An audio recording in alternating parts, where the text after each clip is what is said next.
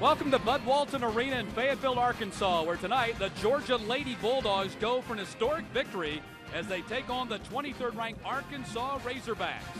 As we check out the Southeastern Conference standings, you'll see Tennessee at the top 4-0 with their victory on CSS tonight. Georgia one game back, and Arkansas just a half game behind the Lady Bulldogs. And good evening, I'm Matt Stewart, joined by Hall of Fame coach Joe Champion. Coach, you had many Hall of Fame battles against Georgia's Hall of Fame coach Andy Landers. Tonight, his program goes for their 800th all-time victory, and only 9 other teams in college basketball have ever done that. Well, Georgia has been one of the premier programs in the country for the past 30 years, and it all starts with Andy Landers. His ability to put a team on the floor in a defensive-minded form is what makes him a winner. And what's amazing is Andy has led the Lady Bulldogs to 762 of their 799 victories. Now, Georgia off to a great start in the SEC, playing great defense, shooting the ball well, and they've been led by two-time Freshman of the Week, Kalita Miller. What you like about Kalita Miller is her ability to score off the dribble and then the three-point shot, but she saved her big game for the SEC. Meantime, Arkansas coming off victories against Kentucky and at Mississippi State. And SEC Player of the Week, Sarah Watkins, is a big reason why. Sarah Watkins is a hard guard. At 6'3", her ability to shoot the long-range bomb and put it on the floor, but she plays at both ends of the floor. It's the Arkansas Razorbacks and the Georgia Lady Bulldogs. Lady Dogs have won 6 of their last 7. Arkansas started the season 12-0, now 14-1. Opening tip is coming up next.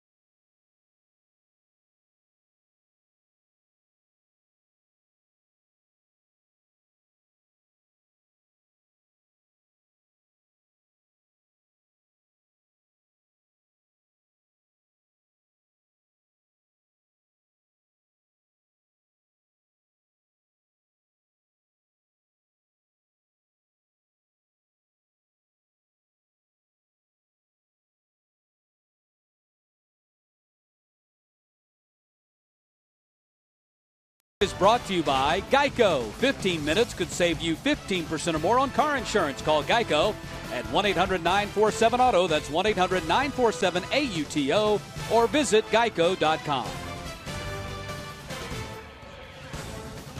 And back at the Bud Walton Arena in Fayetteville, Arkansas, is Georgia getting ready to take on number 23 Arkansas here in SEC women's basketball. Let's take a look at the starting lineups. First for the Georgia Lady Bulldogs at 12-3 overall, 2-0 in the conference. Kalita Miller, Jasmine James, and Meredith Mitchell in the backcourt. Portia Phillips on the front line, averaging a double-double, joined by Jasmine Hassel. Led by Hall of Fame coach Andy Landers. 762 and 251 his record overall, 845 victories in 36 seasons as a head coach. Arkansas checks in at 14-1 overall, 2-1 in the conference. Sierra Ricketts and Lindsey Harris in the backcourt.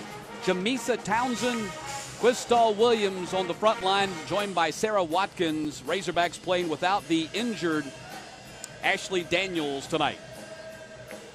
Tom Collin is the head coach of the Razorbacks, now in his 4th season, a record of 61 and 46 after very good runs at Louisville and Colorado State.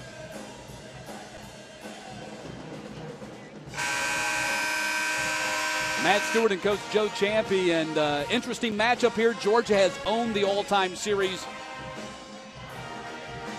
having won 23 of the 27 all-time meetings. As you take a look at the breakdown, Lady Bulldogs lead at 10-2 here in Fayetteville as well. And in the last meeting, Georgia was a 21-point winner in Athens. Georgia in the red, Arkansas in the white. And we are underway with Arkansas starting on offense. Georgia starting right off in their man defense. Georgia comes in a very confident team, Matt, in terms of that big victory over Kentucky. But they're a tough physical team that takes pride in their defensive effort. Both of these teams coming off victories against previously 10th ranked Kentucky. That's Sierra Ricketts. Williams in the starting lineup in place of the injured Ashley Daniels. Harris on the drive. Rebound is pulled down by Williams, and there's a foul on Georgia. A great job by Arkansas to start off taking the ball to the rim. They can't settle for outside Jays. They have to attack the rim off the dribble and just create scoring opportunities. And right now, Williams is going to the free throw line for 2 opportunities. Foul is on Jasmine Hassel, puts Quiztal Williams at the line, a 6-foot sophomore out of Grand Rapids, Michigan. Tom Collin and Arkansas realizing that Georgia will play just a straight-up man in the first segment of the game. No switching, no denying, and keeping the extra dribble for Arkansas will create scoring opportunities. Williams with that miss, 8 of 15 at the free throw line this season, averaging only 3.2 points per game, averaging only 14.5 minutes per game. Again, she's getting the start here tonight. It's her first start of the season because the leading rebound, top 10 rebounder in the SEC, Ashley Daniels, suffered a concussion in their road victory at Mississippi State on Sunday and likely not to play tonight. In the corner, Portia Phillips. That's a 2 for Portia Phillips. Arkansas starts in the 2-3 zone. Georgia attacks it, going to the baseline, and Portia Phillips knocking down an 18-footer. Looking inside to Watkins, working back to the basket, slings it outside. Townsend. Back to Lindsey Harris. Harris, one of the top 3-point shooters in the conference. In fact, she's number 1 in the SEC, averaging 2.9 threes per game. Watkins puts Arkansas back on top. Georgia, after their first possession, goes back into the 2-3 zone. Arkansas reads it and attacks at the high post, and Sarah Watkins knocks down an easy 15-footer. Jasmine James running the point for the Lady Bulldogs. Inside they go. Portia Phillips. Double team follows her. Ball knocked out of bounds. Turnovers have been a problem for the Lady Bulldogs. They committed 28 turnovers in their victory against Kentucky. And like Coach Lander said, Kentucky committed 24 also, but what he was upset about was the lack of concentration, stepping out of bounds on 6 of those. And here we start off with Meredith Mitchell stepping on the sideline in possession of the ball and turning it over. That notwithstanding, the Lady Bulldogs have been able to overcome their turnover-prone basketball play by shooting the ball very well and defending very well. That's a 2-ball on its way, knocked down by Jamisa Townsend. Arkansas doing a great job right now of being able to just read the defenses. You can see Arkansas 9-0 at home this season and just playing some great basketball. Mitchell on the drive, follows her own miss, got fouled by Watkins. You saw that 9-0 at home for Arkansas. And the Lady Bulldogs just ended Kentucky's 25-game home winning streak, which was one of the top 10 winning streaks in the country when they beat the Wildcats on Sunday. And that 9-0 for Arkansas here was a big victory with Oklahoma coming in early December. Here's Meredith Mitchell, junior out of Midfield, Alabama High School. Mitchell has played very well in Georgia's 2 Southeastern Conference victories, averaging 7.3 points per game in 29 minutes, making her 13th start here tonight. She started all but 3 games, but the 3 games that she did not start, very significant. Andy Landers sat her down, took her out of the starting lineup, and that's been kind of the key to her playing so much better here now that the conference has moved. The schedule has moved into its conference portion. There's Meredith Mitchell with the rebound.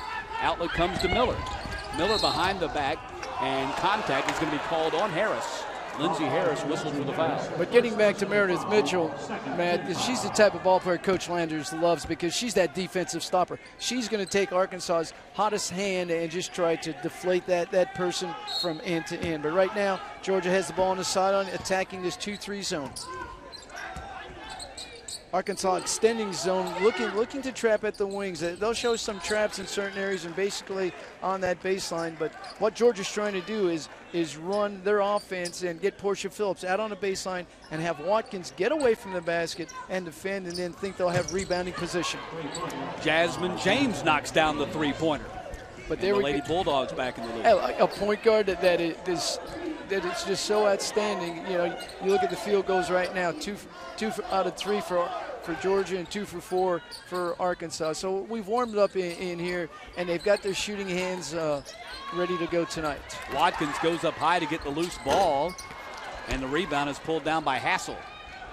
Outlet comes to James. Lady Bulldogs want to get back and set up before the Razorbacks can set up, and Kalita Miller knocks down the 3. She has been unconscious, unfathomable, 10 of 12 behind the arc in SEC play. It's just something that's so remarkable, you know, playing this game and looking at this game in SEC play to be having such an outstanding performance. Mitchell, another rebound, put it on the floor, nearly lost it, was able to get it out to Jasmine James. Whips the ball to Portia Phillips, got fouled on the play by Watkins. And Watkins has picked up 2 quick fouls here in the opening 3 minutes and 52 seconds. That's not a good sign for Tom Collins' team, especially with Ashley Daniels already on the bench with a concussion. It's lean and mean, but great just drive and strength by Jasmine James, and just to kick it out. That's what creates those scoring opportunities, the ability for JJ to take the ball, absorb the contact, and get the ball out to her teammates. But getting back to what you said about the depth of Arkansas, it's a concern for Tom Collins. He talked about it at shoot-around today. He's lean in that area, and Georgia is 8 strong, and that's big in league play to have the depth in the rotation. Portia Phillips hit 1 of the 2 free throws, and Georgia has a 6-point lead. Georgia on a 9-0 run here. Another turnover by Arkansas, and here comes Georgia again, wanting to run before Arkansas can set up. Ball was stolen from behind by Harris. Harris got too far underneath and got fouled on the play by Miller. She was safe. She was too far underneath. She had the reverse and was in a situation where she was looking for some help. And what happens? Miller fouls her in that situation.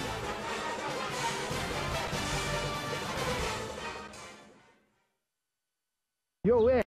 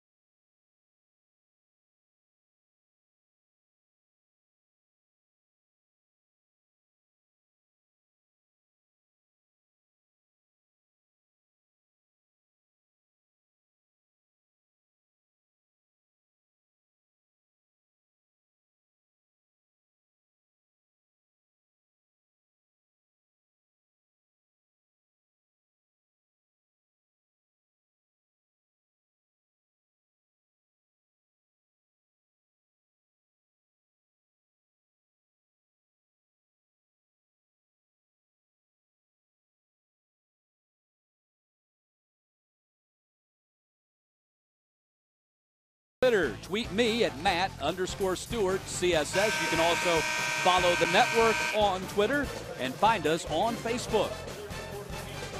Georgia on a 9-0 run, leading Arkansas 11-5, 4 minutes into this ball game. And Andy Landers told us today at shoot-around, Coach, for the first time all season, The Lady Bulldogs starting to develop a little bit of a swagger, starting to have some confidence and believing in themselves with the success they have had so far in the SEC. And that certainly is a key to gain that confidence and trust your teammates, because the SEC is such a tough league, and every possession is so important, and they're 40-minute games. What I like about the Georgia team right now, after that first segment, they're out-rebounding Arkansas 11-5, and they're shooting 75% from the field. That has been their success in the SEC to this date. Lindsey Harris, junior out of Hoover, Alabama High School, averaging 13.5 points per game. She's 7th in the Southeastern Conference in scoring.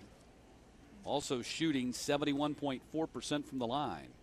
Lindsey has a nice game about her, and her point production always comes in a big game. She's tallied 18 points against Oklahoma and Kentucky, and she likes that long-range three. She's attempted about 9 attempts a ball game, so you have to be aware of Lindsey on the court. And so far in their first 2+ games, she has hit all but one of their 3-point shots in Southeastern Conference play. They've hit only 8 in their first 2 games, and she's hit 7 of them. Jasmine James launched a long one. Jasmine Hassel got the rebound and got fouled. And see, in the game, in SEC play, extra possessions are key for Jasmine Hassel to rebound that offensive board and now draw a foul. Big keys. The little things mean so much. You look for hustle points in terms of putbacks. You look fast break baskets, and more importantly, drawing fouls, and that's been Georgia's signature moves in the last 2 ball games. Hassel averaging 9.9 points per game this season. 62% at the line, and a 6-point lead for Georgia. Lady Bulldogs 5-3 on the road this season, 1-0 on the road in the conference, and that was their 61-59 victory over Kentucky. You see Georgia 11-2 run here over the last 2.5 minutes as Hassel grabs another rebound for the Lady Bulldogs. And Georgia surprisingly staying in that 2-3 zone and just taking away everything on the inside, and one shot and done for the Arkansas Razorbacks. Lady Bulldogs, a really strong rebounding team in their non-conference, have not been that much so in their SEC play, and that was one of the things that Andy Landers was preaching to his team during shoot-around today, need to rebound the ball. That's true, and they've done it early on, but right now, sitting in that 2-3 zone should help you, as long as if they shadow Lindsey Harris. If they can find Harris on the perimeter, you let poor shooters take those other shots, and that's what's in the plan for Georgia. 6-point lead for Georgia here, 5 minutes in Fayetteville, Arkansas. Switching defenses, Georgia's doing a great job of trying to slow down this Arkansas offense by switching defenses. Sideline out of bounds, they go back to man, baseline their man. Coming down the floor, they showed a 2-3. So Ricketts missed the shot. Tom Collins' team in a lot of trouble depth-wise tonight, as Coach Joe Champy's already talked about here. They've got Ashley Daniels, leading rebounder, 7 boards per game, averages 8.5 points per game. She's on the bench with concussion. And now Sarah Watkins on the bench with early foul trouble. And certainly Ashley Daniels is that defensive presence, and she has the length and the strength to play against the Georgia size. And with her out and with Sarah right now, with Sarah Watkins out, Arkansas is going to have to find a way. Great hustle by Mitchell. Get the ball to Armstrong. When Arkansas comes back down the floor, I'm going to ask you to coach them up here and tell us how they're going to get offense with those 2 players sitting on the bench. We can share some thoughts about that. Armstrong got fouled on the play. Nope, travel was the call instead on Anne-Marie Armstrong. Anne-Marie can play from the 2 guard down to the post. You like her game because she's got a great shooting touch, but more importantly, a great passer, and with her size. With her size at 6'3", just a smooth ball play. But right now, you're seeing a zone by Georgia. What Arkansas has to do is break it down. Now, how would you break it down? You have to screen the zone. So many of these coaches talk about get the ball down the floor and pass it around. You can't pass around. It's just like a man. Break down the defense by screening the defense, and basically on the back line. Mitchell is called for the foul. Arkansas will bring it in underneath.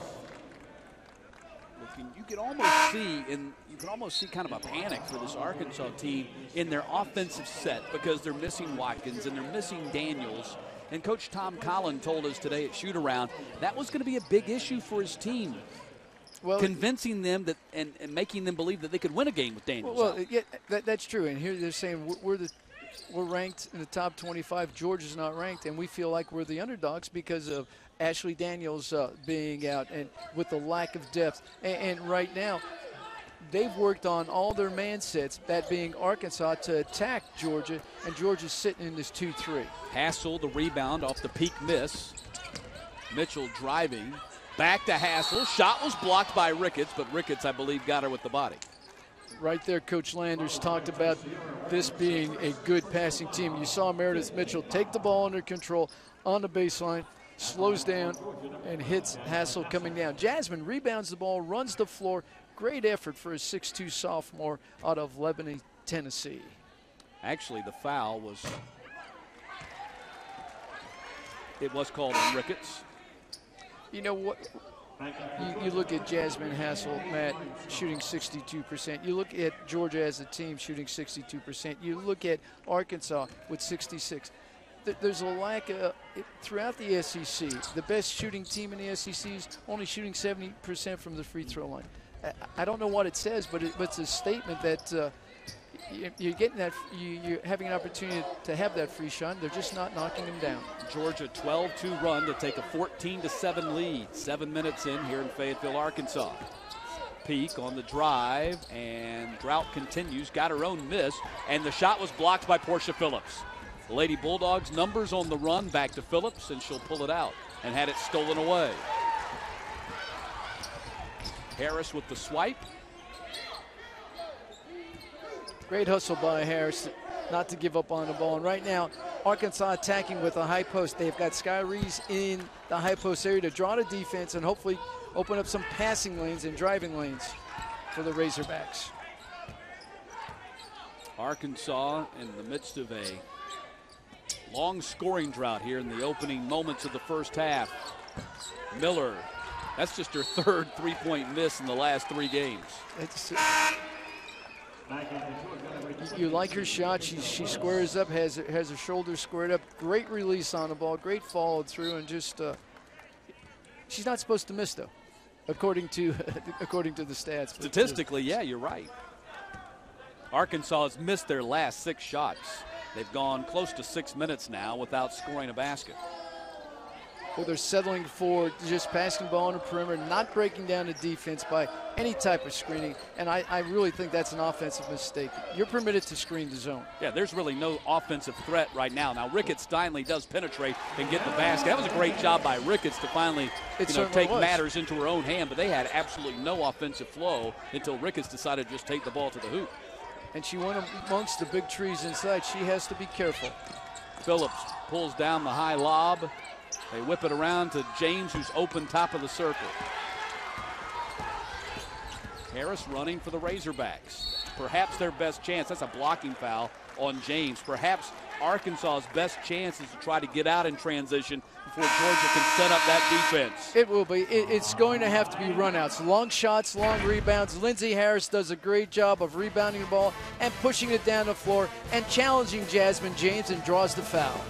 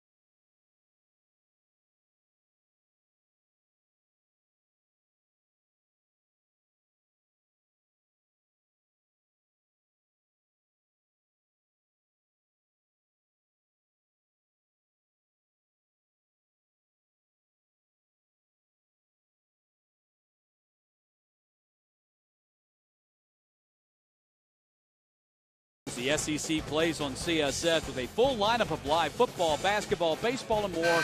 You don't want to miss out. If you don't have CSS, contact your local cable provider today.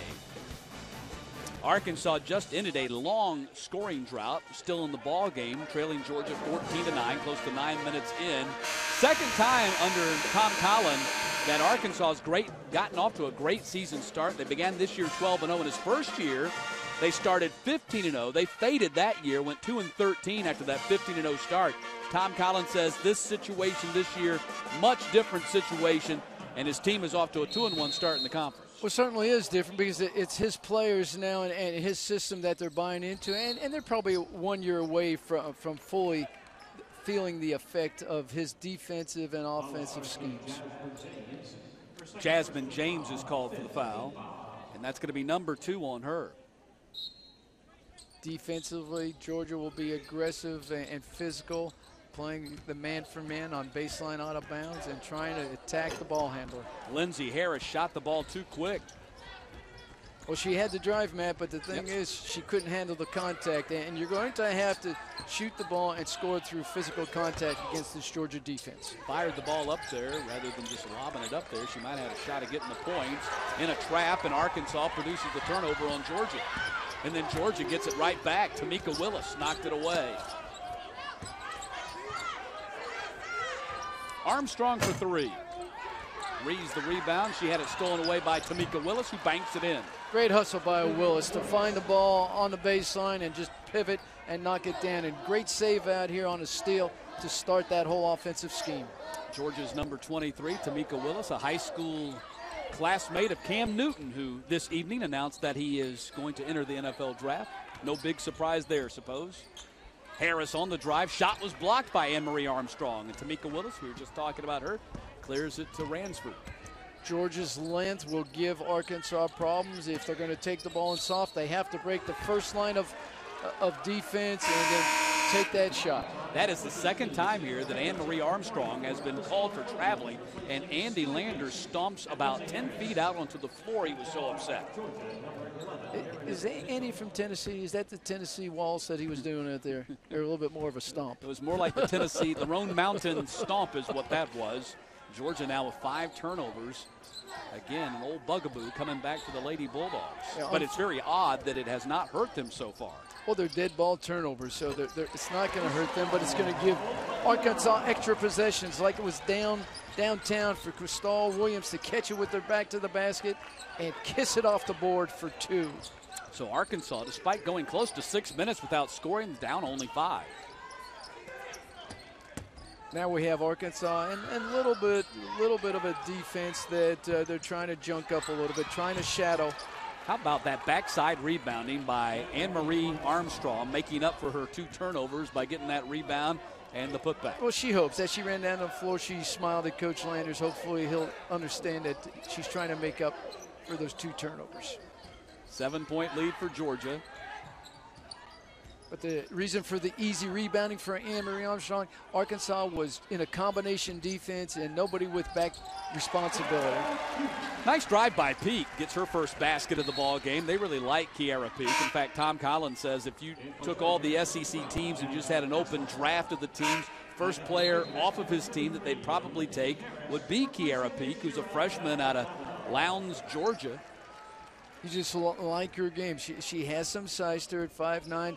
She has a basketball body, and what I like about her quickness to slash in there and attack her. I thought that was one of the keys for tonight with Arkansas was they couldn't settle for Jays. They had to attack the rim off, just off the dribble, and that's what they're doing. James knocks down the 3. Jasmine James has hit 2 3-pointers in this ball game. In talking with Coach Landers about Jasmine James, I thought she was a decision maker with the ball to deliver the ball, but she's making decisions on her offensive game rather than delivering the ball to teammates. She had been 0 for 3 on her threes in the first 2 SEC games as Ransford nearly comes up with the steal. She is 2 for 4 on her threes here in the opening 11 minutes of this ball game. Ransford, here's another young freshman at 5'7", from the Washington, D.C. area. You like her game. Great defensive IQ, a lot of quickness to flex that ball, and James has a run out. James got tripped by Harris.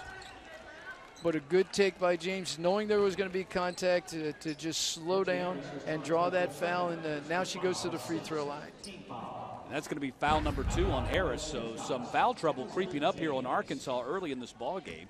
Now Harris with 2 and Watkins with 2, and she's been on the bench for a while. And you're, again, without Ashley Daniels. We're talking about the top 3 offensive threats on this team, 2 of them in foul trouble, 1 I'm not playing because of injury. And bench is so important in league play, and right now Arkansas just has got to find a way to put a combination out there that can attack this Georgia team. We are live at the Bud Walton Arena in Arkansas, in Fayetteville, Arkansas. 23rd ranked Arkansas playing host to Georgia. Matt Stewart along with Coach Joe Champy. Thanks for joining us tonight on CSS. Lady Bulldogs with an 8-point lead as they go for their 800th all-time victory. Ricketts on the drive, went down and came out. Townsend had the offensive glass but could not connect on the putback.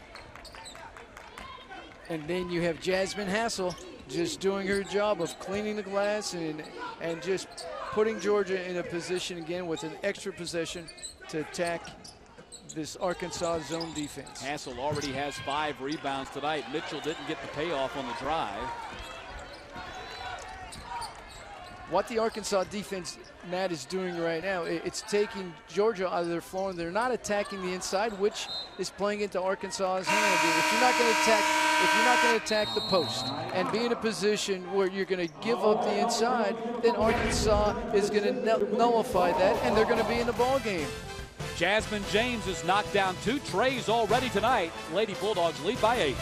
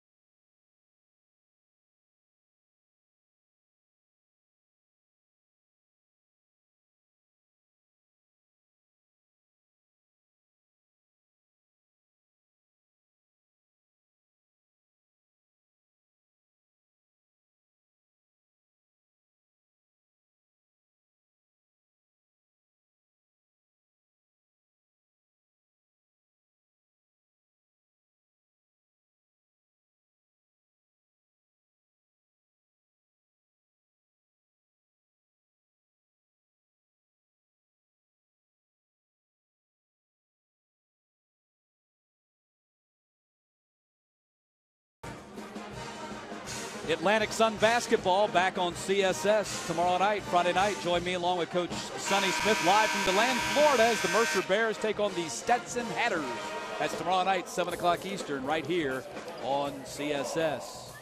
Jasmine James, early leading scorer, 6 points, 2 3-pointers in this ball game. And Andy Landers really pleased with her taking over the point guard position in its entirety this year. She'll share the position with Ashley Houts a year ago, and she's very creative, not afraid to shoot the ball and run that clock all the way down to 0 when she shoots it. She's got ice water in her veins. And for a point guard, you want that instilled, that she has to look for a shot. But she has to be a deliverer of the ball on the first go-around. Then when she touches the second time, that's her scoring opportunity. And that's one of the reasons for Georgia's success this year. They're better passers than they were last year. They're shooting the ball, just over 43% for the year, and that's 6 points higher than they were last year. And they've had 6 or more games this year where they've shot 50%. And right now they're at that 42, almost 43%. So they're matching their average with their offensive game. And Marina Armstrong pass on the baseline to Mitchell. She runs into the defense, and a foul is going to be called on Arkansas. Watkins back in the ball game, but the foul was not on her. Jamisha Townsend called for the foul, and that's going to be number 2 on her. And what you liked about Georgia in that possession, 5-6 passes. They attack the baseline on the dribble. Arkansas breaks down, pass to Meredith Mitchell on the other side. She drives it again and just draws the foul. Georgia's been at a line, 4 times right now. They're 7 for 11 from the line. Arkansas's 3 for 4.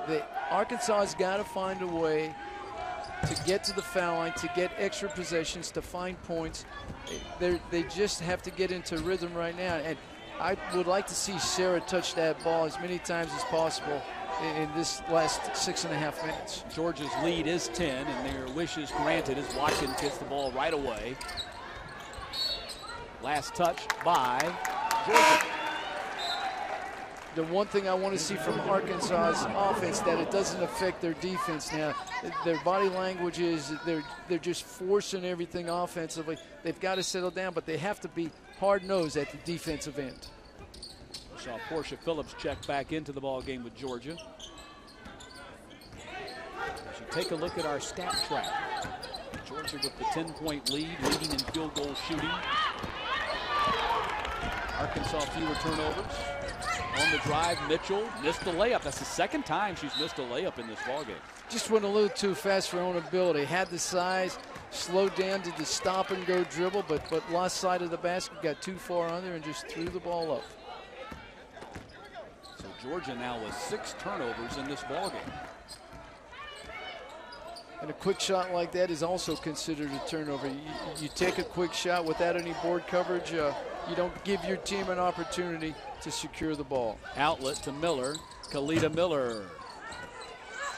Hassel trying to keep things alive underneath. Jump ball is called. Possession arrow in favor of the Lady Dogs. Once again, Georgia Lady Dogs attacking the glass. That was a point of emphasis all day today in practice. Attack the glass to be a championship team. Trouble on the inbounds, 5-second violation. Nope, timeout called by Andy Landers in time. So Georgia has to use a timeout. Trouble getting the ball in bounds. Just a breakdown in what they were doing offensively. No screening, not breaking down. And Arkansas overplaying the passing lane. Georgia has to call the timeout. Georgia has strung together 2 rather significant runs here in the first half, a 12-2 run, and now in the middle of a 7-0 run. And it's all with the zone defense that they've been playing. They're challenging, just like you said earlier.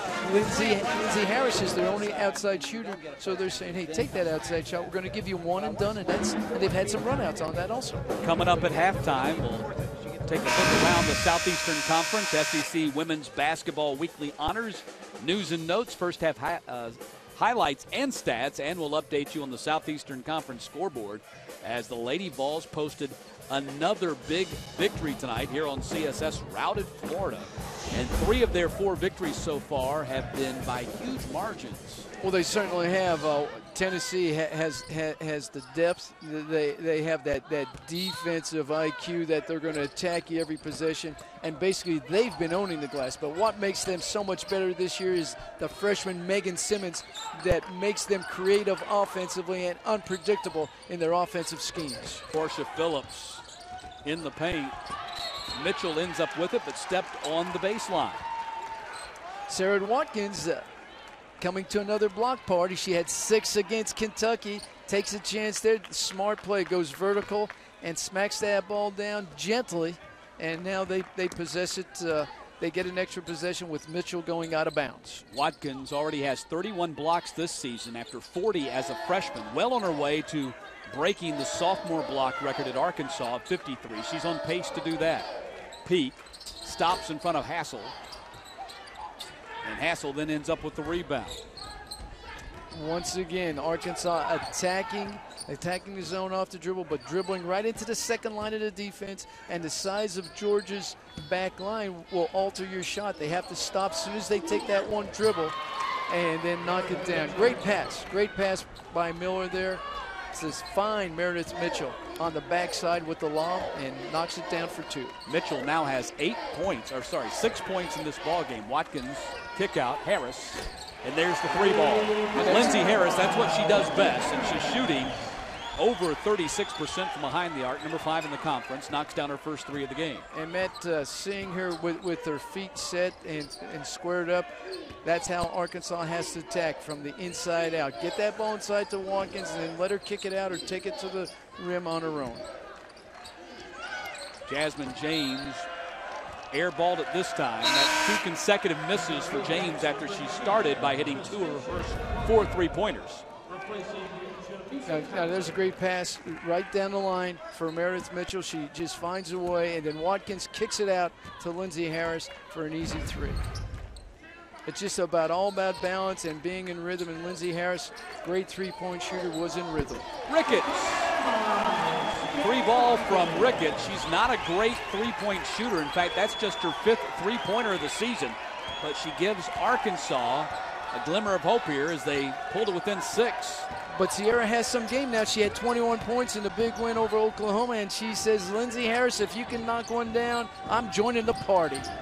Generally speaking, she's more explosive to the hoop and 15 foot about her range, but showed nice touch on the 3-pointer right there. Down to 5 on the shot clock for Miller. She's missed 2 here tonight. Maybe the magic has worn off. You got to know, 9 for 11, you're not going to keep up that kind of pace. Harris comes back down and hits the 3, and now Arkansas within 3. Well, a great move by Arkansas. Just take the drive down, kick it back to your 3-point shooter for an easy look, and Lindsey is feeling it now. You've got to get her the ball when she's in rhythm and having the touch. Hassel banks it in over Watkins. Well, I just like Hassel on the inside. Just has that strong body in there and quick feet. You saw it there with their jump hook off the glass. Walter the miss. But Arkansas retains possession with hustle. Nothing like 3 consecutive 3 balls to get you back in the game. It just picks you up. Your attitude now will be effective at the defensive end. Mitchell the steal. And nice defense by Ricketts. Pressured her enough to make her change her shot, and then a foul on Georgia. So 2 minutes and 35 seconds to play here in the first half, and Arkansas started to knock down the 3. 3 in a row, gets the Razorbacks in the ball game as they trail Georgia by 5.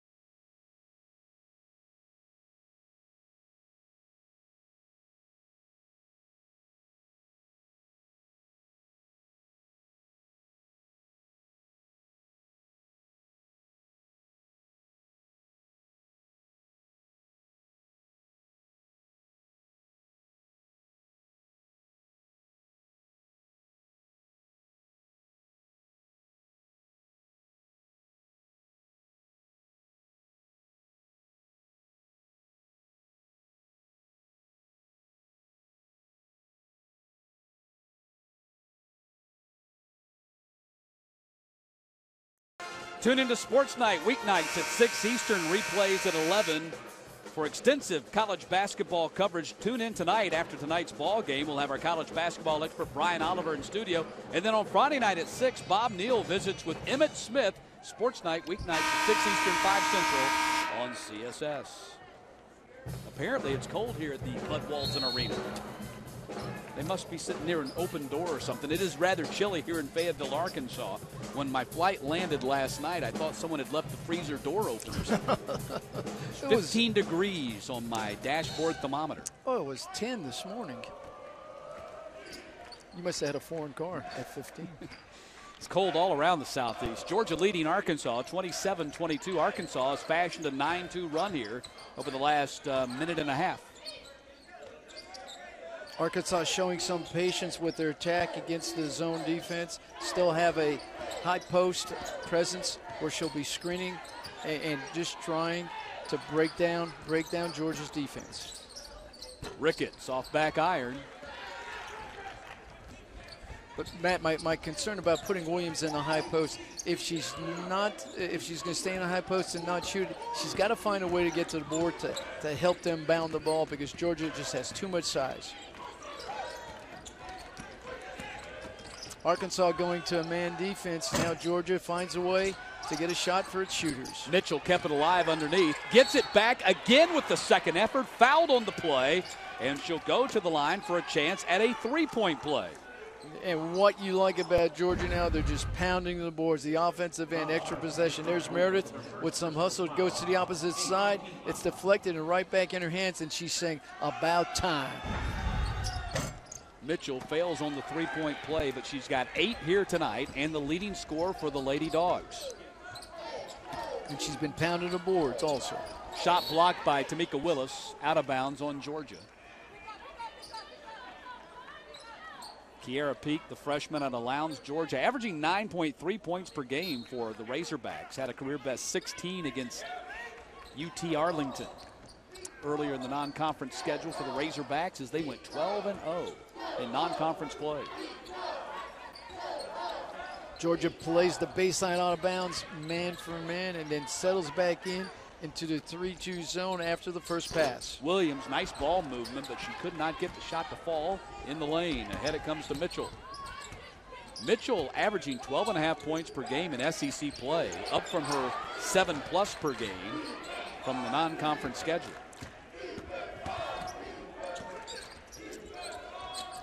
Georgia running a high 1-4 offense, trying to break down Arkansas up high and have driving lanes to the basket and rebounding opportunities. Mitchell kept it alive. She's had great hustle underneath.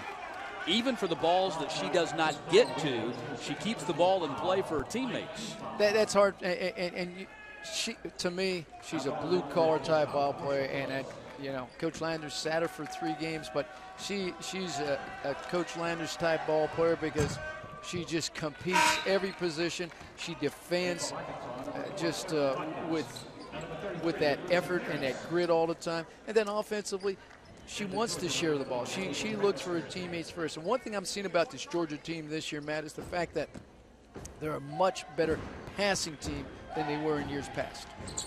Portia Phillips now 5 points, 5 rebounds tonight. She's trying to become the first Lady Dog to average a double-double for the season since the great Katrina McClain back in the late 80s. Arkansas found their success with the three-point shot. Now they're reluctant to look for that, and we get a call. Kiera Peak gets called for the travel. So Georgia 9-point lead, 35 seconds to play in the half. Quistall Williams checks back into the ball game for Arkansas. Again, Razorbacks going without their top rebounder tonight. Ashley Daniels suffered a concussion when she collided with her teammate Sarah Watkins with 5 minutes left to play at Mississippi State. It was a very scary situation. Game was stopped for a long period of time, and she was carried off the floor on a stretcher.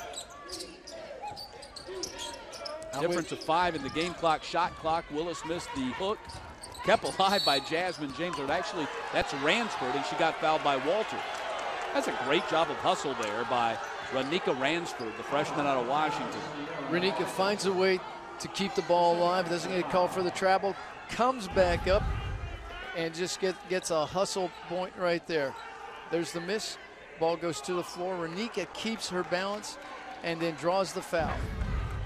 Ransford, the 8th McDonald's All-American in Georgia history.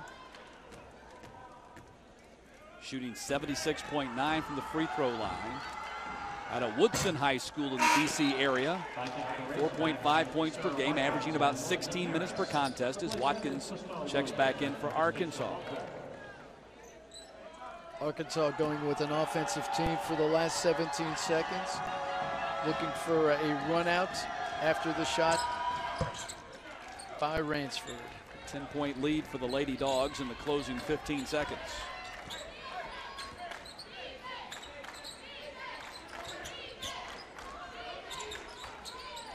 Georgia. Down to 6.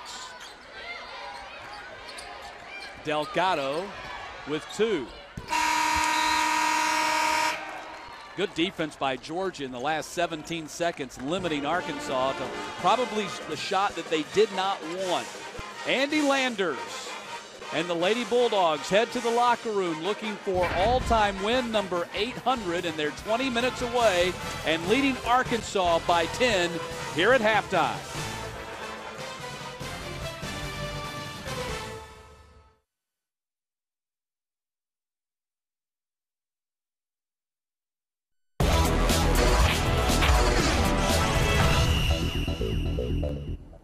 Welcome into the ESPN3.com halftime report. I'm Cassidy Hubbard. Coming up, we'll go all access with Billy Donovan and the Florida Gators. But first, for the latest on what's happening in the college hoops world, let's send it over to the college basketball scoreboard crew. Guys, take it away. All right, Cassidy, thank you very much. Doreen Oka along with Andy Katz looking at a big weekend of college basketball. Tis the season. Football's gone. Let's talk college hoops and only college hoops. And you look at the Big East, Andy, you got some great matchups here. Every Saturday in the Big East is a lot of fun. Also, you see Villanova going out of conference play to take on Maryland. Out of these matchups, what intrigues you the most? Well, Cincinnati at Syracuse. Syracuse is going to be coming off their road game at St. John's, and Cincinnati had a tough road game, their first loss of the season this past Sunday when they lost to Villanova. But what's interesting here is in the middle. I mean, two of the most consistent players for both these teams. For Syracuse, it's been Rick Jackson, and for Cincinnati, it's been Yancey Gates. And Mick Cronin, the head coach from Cincinnati, has said throughout the course of the season they've had much more balance without Deontay Vaughn and Lance Stevenson. And a lot of that has to do with Yancey Gates maturing inside, being much more of a versatile player. You can see there he can hit facing the basket, a little fadeaway, and been a much power player. Going against a Rick Jackson of Syracuse, who's been by far the most consistent player for Syracuse and been an anchor inside for them, a double-double machine. They thought it was going to be Fab Melo in the preseason. He's been injured, a little bit of a disappointment. And without Rick Jackson, Syracuse would not have been undefeated this far into the season. All right, how about the Big 12 on Saturday? You get 5 ranked teams in action, and that marquee game in College Station, that place should be rocking as A&M hosts Missouri. And what we saw last weekend is when Missouri goes on the road, they're a different team. They went to Colorado. Alec Burks had 36 points, and Missouri didn't have that Mizzou Arena crowd to feed off of to get them going for that fastest 40 minutes of basketball. As for Texas A&M, I challenge you to tell me another team in the top 25 that basically gets less publicity than the Aggies. Don't give me San Diego State or BYU or anything like that. Texas A&M. That's where I was going. No, I'm telling you, Texas A&M. I challenge a lot of people to tell me who's even on this team. I'll tell you one, Chris Middleton, who's really developed over the last season for Mark Turgeon, really has taken on much more of a leadership role. He's become a better scorer, which he needed to do because they lost a lot of key guards from this past season, and he's complemented B.J. Holmes quite well. And this is a huge game for A&M as they go up against a Missouri team, which really I think had visions of winning the Big 12. Right now it's going to be very difficult for them. I've been trying to find that team, and aside from the Mountain West teams, I can't give you one. All right, in the Big Ten Saturday, 3 games involving ranked teams. And again, like the Big 12, you get a marquee matchup, ranked and ranked. Wisconsin, Kohl Center probably be rocking with Illinois coming into town. Well, what we're going to see in the course of the Big Ten is who can win on the road. I mean, it's basically the same deal in all these conferences, whether they play a true round robin or the imbalanced schedule. And for Illinois, they got Wisconsin at home. Now here comes return the favorite. And it's going to be interesting the way these the unbalanced schedule affects the division champs, or excuse me, the conference champ, because if Illinois, for example, could get off with a sweep then certainly they're going to be in a great position to potentially win the conference. But a great matchup inside, although these guys don't like always to stay inside, is John Lohr of Wisconsin against Mike Davis of Illinois, whenever they are matched up potentially. Mike Davis is much more of a face-up kind of guy. He's a very versatile scorer. Really has developed well under Bruce Weber. Whereas John Lohr, I think you can make the strong argument that Lohr is one of the more important players to a specific team this season, like Kemba Walker is for UConn, like Jimmer Fredette for BYU. As Lohr goes, so go the Badgers. They've got Jordan Taylor to balance him out. But Lohr now has much more of a face-up game inside, and Bo Ryan loves the fact that he's his go-to guy and has really developed and matured into that position. In the Big Ten now, there is a team out there who, aside from A&M, doesn't get all the love. You're right. San Diego State, BYU, they're getting some love because they're in the top 10. They're getting some. So San Diego State, here they are, one of the few remaining unbeatens. And they go and they face New Mexico on over the weekend. What is your take on San Diego State? You look at New Mexico last year, 3 seed, kind of underperformed, let the Mountain West down a little bit. San Diego State in that same mold, or is this a better team than that one? Well, they're a better team because I think they have more balance, but also the fact that San Diego State played Tennessee tough in that first-round game in Providence in the NCAA tournament. Now they have experience of experiencing a loss to the NCAA tournament. New Mexico didn't have that this past season under Steve Alford. So this Aztec group came into the season, all the starters came back, led by Kawhi Leonard, and they were hungry to get back there. And they're off to a great start. More than anything, they've won games away from San Diego. They started the season with 5 straight road games, which is unheard of for a preseason favorite in a top 8 or 9 conference. And Kawhi Leonard, I think you're right about San Diego State maybe not getting a lot of pub. This player definitely does not get a lot of publicity. He's one of the best forwards in the country. He's a double-double kind of guy. And going up against New Mexico, this is a must-win for the Lobos because the Lobos lost in their Mountain West Conference opener at the buzzer to Wyoming. They need a signature win. And now if you beat San Diego State or BYU in the Mountain West, that becomes one of those quality wins. And New Mexico needs that because they lost on the road to Dayton. They need something to sort of hang their hat on. If they can get San Diego State at home at a very tough place to play like the Pit, certainly the Lobos will increase their chances for a possible bid. How's the altitude at the Pit? 5,000 feet. Yeah. Leonard had to come out 3 games at Utah because he was having trouble breathing. And you know what it says walking down the ramp? It says a mile high and louder than ... There you go. That's Andy Katz. Cassidy. Coming up after the break, we'll go all access with the Florida Gators and get to know how head coach Billy Donovan spends his off time away from the court. Stick around.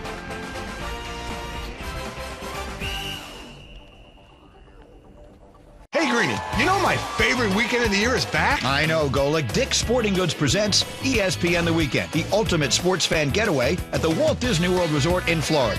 Get up close and personal with some of your favorite athletes and ESPN personalities, and check out ESPN telecasts, an interactive sports zone, and so much more. For more details, including special travel packages, visit ESPNTheWeekend.com and book your trip today. Dick's Sporting Goods presents ESPN The Weekend, March 3rd through the 6th.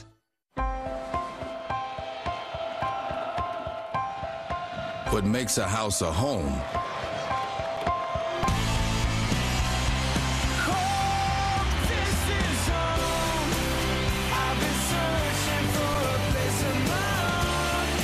are the people who live there.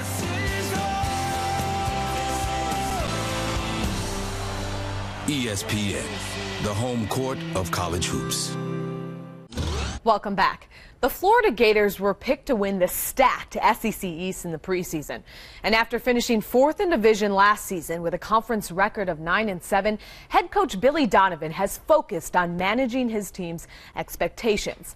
Earlier this season, ESPN got the chance to go all access for a day with the Gators head coach. Hi, I'm Billy Donovan, head coach of the Florida Gators. Join the Gator Radio Network and hear it like you've never seen it. The excitement of Florida Gator basketball all season long. You want me to stop in between each one, to pause in between them? Just a little bit. I mean, you know, it's a billboard. Okay. It's your billboards for radio. Yep. Okay. Catch all the action all season long.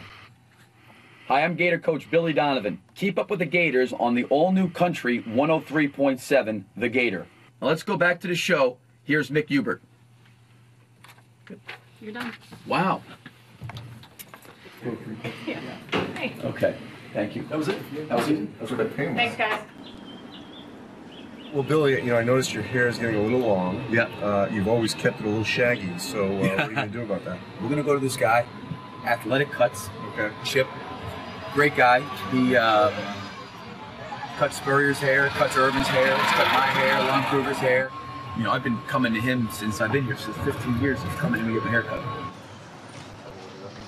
Chipper. Hey, Coach. How we doing? Good, how you doing? Everything well? Doing well, Coach. Good to see you. Two in the back. Super. Two in the back. Super. How you doing today? I'm doing great. Everything's going good. You doing good? Doing good. You? All right, great.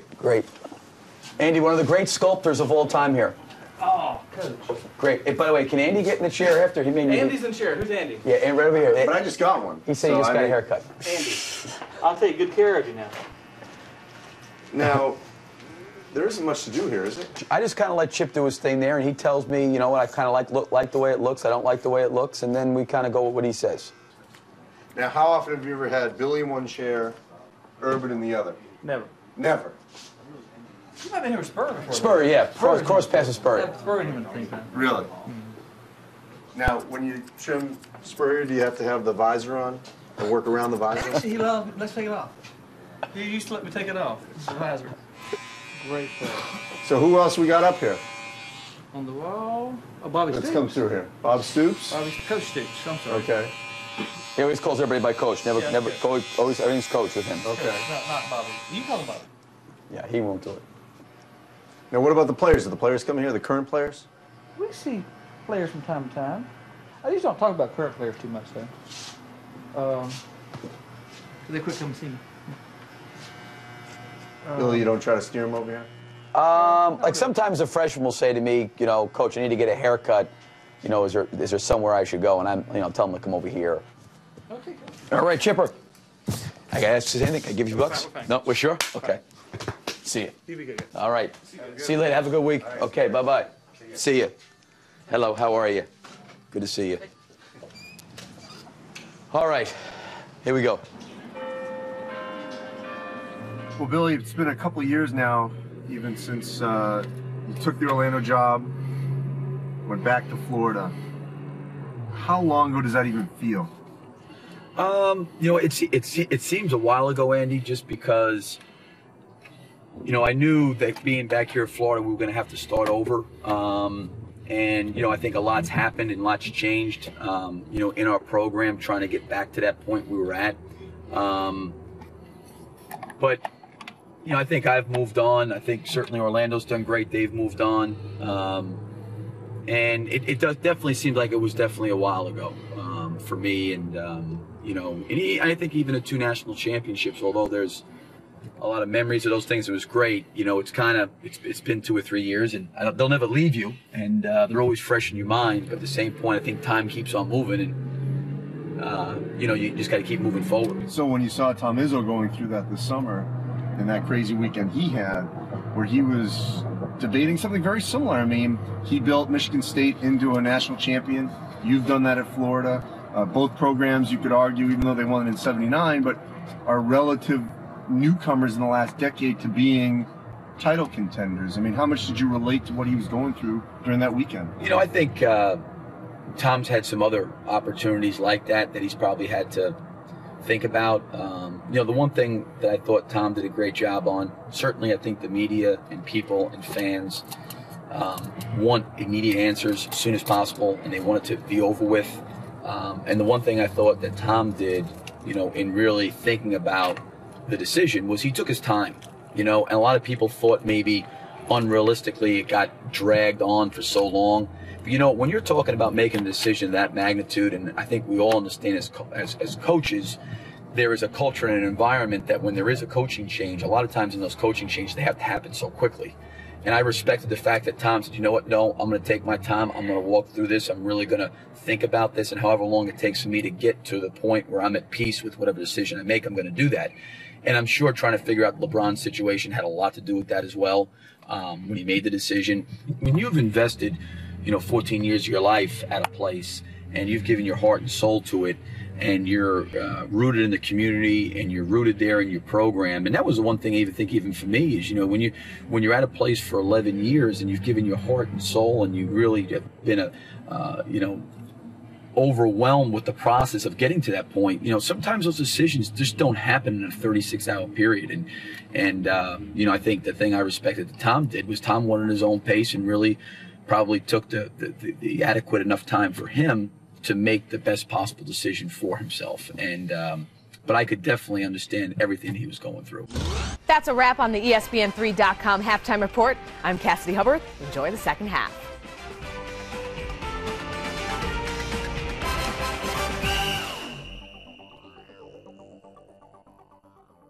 Isn't unusual. They're shooting it extremely well, the two.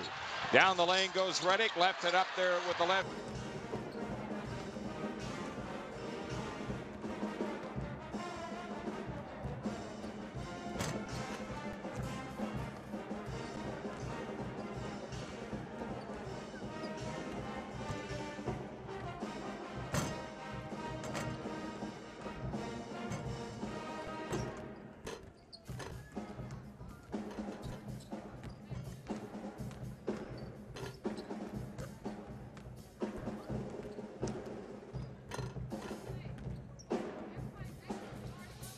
Georgia a 10-point lead on Arkansas as the Lady Dogs try to improve to 3-0 in the Southeastern Conference and pick up their second SEC road win out of their first 3 as well.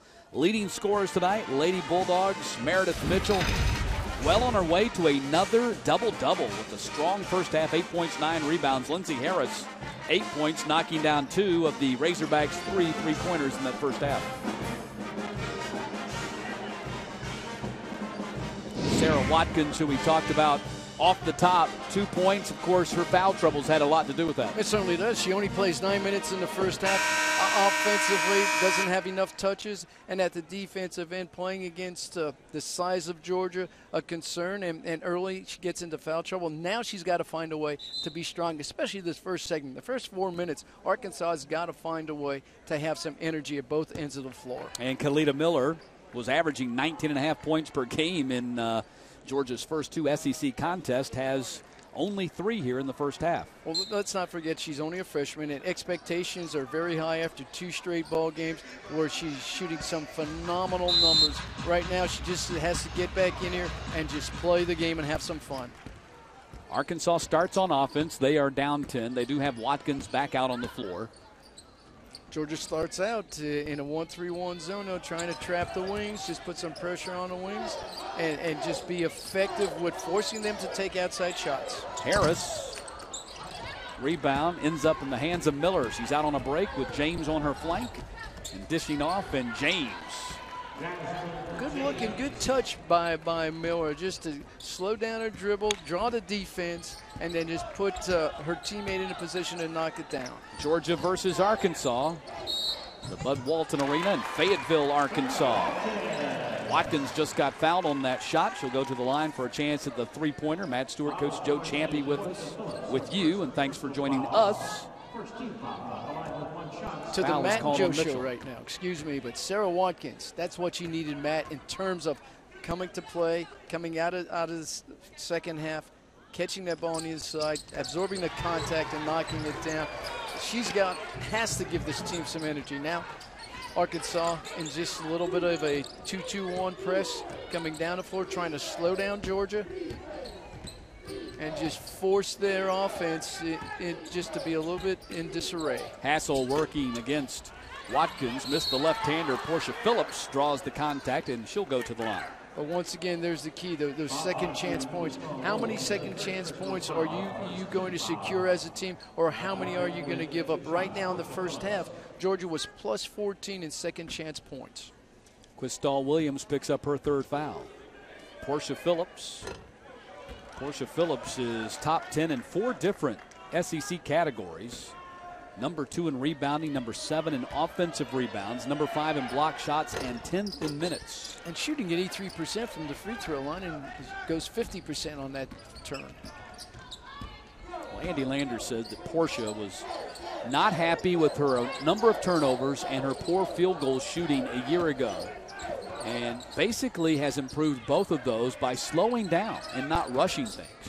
And that's the key for anyone, to be accountable. Portia is accountable for her actions. She goes in to talk to Coach Landers and says, I want to improve, show me the way. Ricketts driving. Rebound controlled by Georgia. Miller pushes it up the floor for the Lady Dogs. They've got a 3-on-2, and Miller draws the contact. And once again, one and done for Arkansas. They've got to find a way to spread out the zone. If they don't want to spread out the zone, what they have to do is screen the zone. But Miller just makes it just a little in and out dribble, draws Ricketts to her, and now has the ball on the baseline. Has 3 fouls now on Ricketts. So Ricketts and Williams both with 3 personal fouls, and we're just a minute and a half into the second half. And Georgia offensively is just getting into a rhythm just to challenge them on the baseline against the zone. No pressure on the passing lanes, so Georgia at will can attack and just stay in a nice tempo offensively.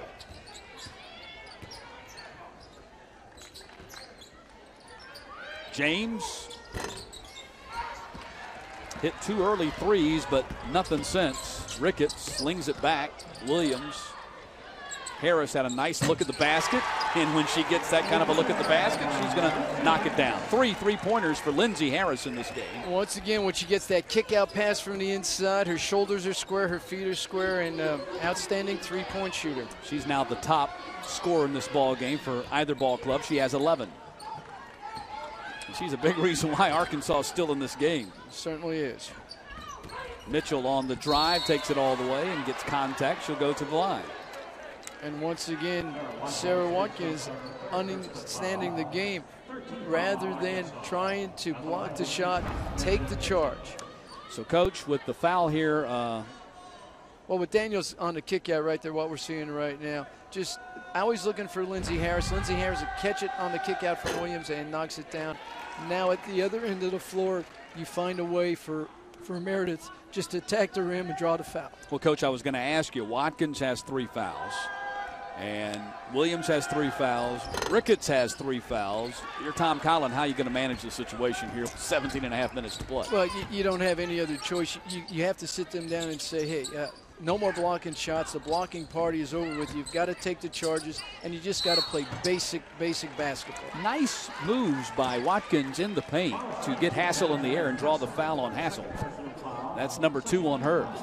She's got some nice offensive game here, and of course, we know that she can block shots. She's got to be a little bit more under control on the defensive end. Well, she certainly does. We know she can block shots, but the key is how do you stay in the game? We need minutes from you, Sarah. You've got to, just play under control at the defensive end and give us that offense.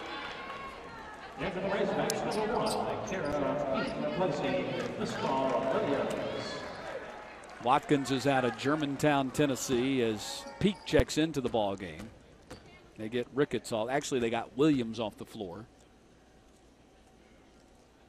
And that's probably Coach Collins' plan to sit Williams, to stall Williams down and just save her and just keep the size. But right now, with only 1 post in there and playing with 4 guards, you have a big challenge against Georgia.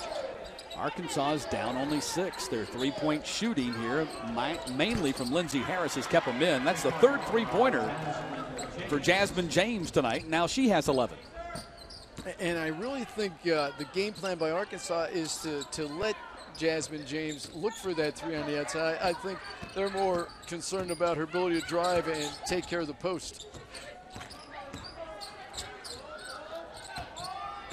So right now, Ricketts and Watkins stay on the floor with their 3 fouls. Arkansas nearly throws it away. Lindsey Harris down to 3 on the shot clock, and the pass intercepted by Mitchell. That's going to be a shot clock violation on Arkansas. Once again, you would think both teams are going to be in an up-tempo game, but the zone defense has created a situation where it's a slow-down game, a lot of patience, a lot of passing, but no one seems to be breaking down the zone defenses. Georgia's shooting 33% from the floor. Arkansas is at 27%. Because right now you look at their stats and you know that poor shooters are taking outside shots. They're not taking high percentage shots. So you have a problem there, and both coaches seeing that. It's just a matter now of who's going to have the patience to attack the rim and break down the defenses. And Jamisha Townsend becomes the 4th Arkansas player to pick up her 3rd foul. Well, right there, that foul was an unnecessary foul. She was arm wrestling with a Georgia post player, and that just creates problems for the Arkansas team. Townsend does get the rebound. And the clear to Harris. Now, if you look at the offensive set of Arkansas, they have 4 players on the outside and a high post. Very difficult to attack the rim and rebound with that type of set. 6th turnover by Arkansas. James has hit 3 3-pointers for the Lady Dogs, and now a steal and a foul by Meredith Mitchell. Mitchell committed the turnover and then fouled Townsend. 4.5 minutes into the second half. Georgia still leading Arkansas by 9. Tom Collin looking for some remedies on offense.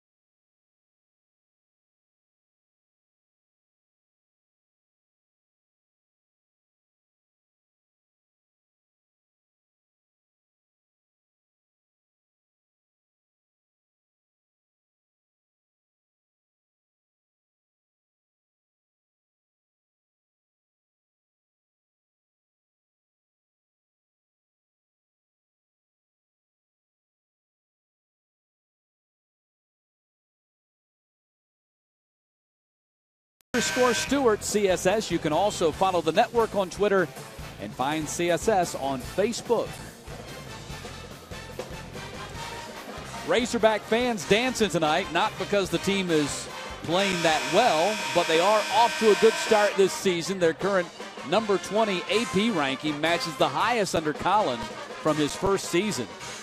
Said he was a little bit, his pride was a little hurt when the coaches picked Arkansas to finish 11th in the preseason poll.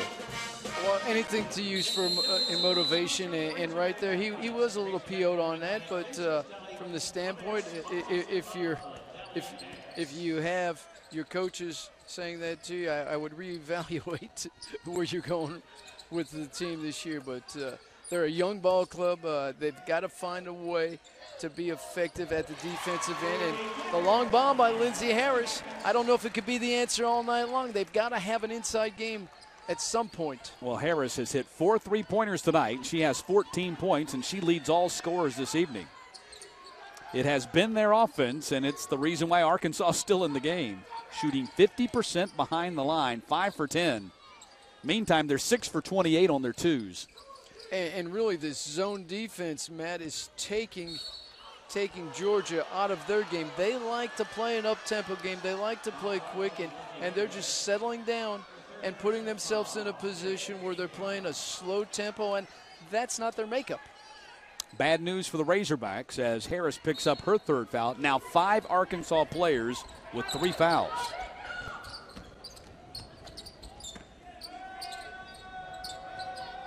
Once again, Arkansas sitting in a 2-3, matching up with every offensive player for Georgia. Georgia attacks the high post. Rebound by Peak. Harris, 5 3-pointers for Lindsey Harris. And Arkansas is within 3. Lindsey is feeling it. Averages just under 3 threes per game. She's 5 for 8 tonight.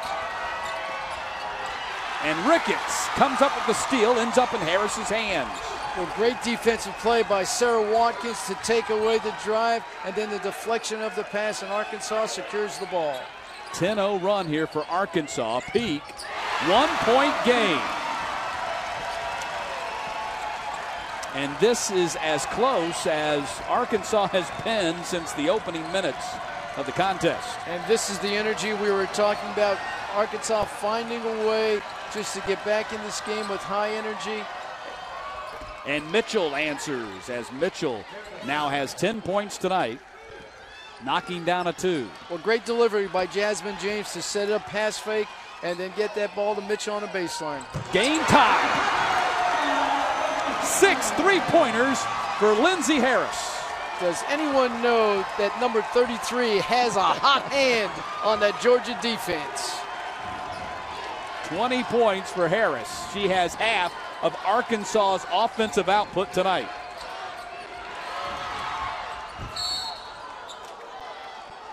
And foul's going to be called on Arkansas, and let's see if Peak's okay. She took a hard tumble on the floor. And Arkansas doesn't need any more of that. They've already seen that with Ashley Daniels missing tonight's game with concussion.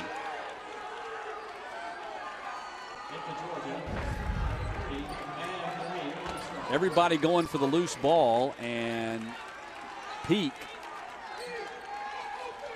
Foul was called on the play, and it was called on Peak, and that was her first. She's holding her ribs. Jasmine James, though, makes a great play to secure the ball and then throw it forward to a teammate. Portia Phillips runs into Watkins and travels with the ball. That was great help defense by Watkins to force Portia Phillips into the turnover. Now 7 for the Lady Dogs. Once again, Sarah Watkins does a great job. The last 2 possessions, she takes away the dribble drive, doesn't try the block, and causes a turnover. Peak off back iron, last touch by Arkansas. Well, hustle play. Sierra Ricketts, she touched it and knocked it out of bounds, but right now energy is towards Arkansas. The run that Arkansas has had now is helping them at the defensive end, setting some traps on the sidelines.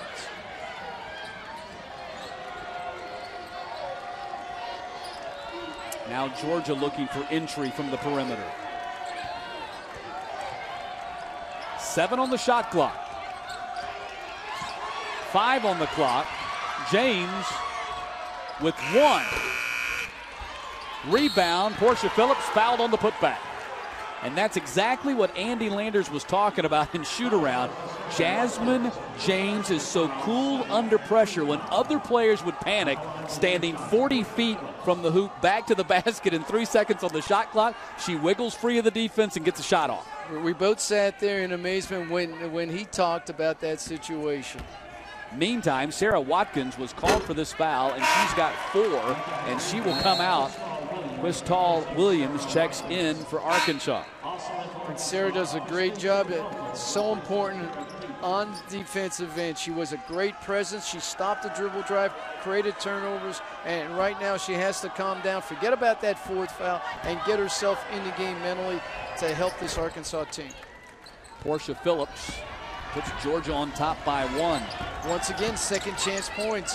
Jasmine James, like you said, has that clock in her mind. Instead of throwing it up, she drives it with 1 second left to go and puts Georgia in a position to rebound the ball. And now we've got an offensive flow, hopefully, for Georgia that's going to attack with Anne-Marie Armstrong in there now, attack that zone. I thought that was a little bit of a quick shot in that offensive set for Arkansas by Quistal Williams. But that's all they've been doing.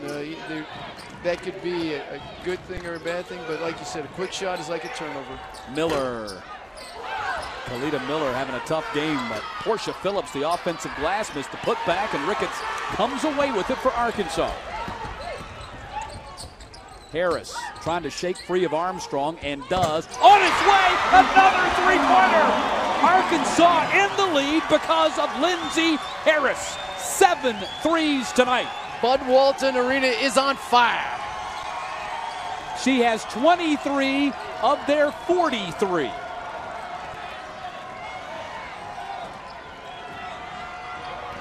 And Georgia nearly throws it away. Down to 10 on the shot clock.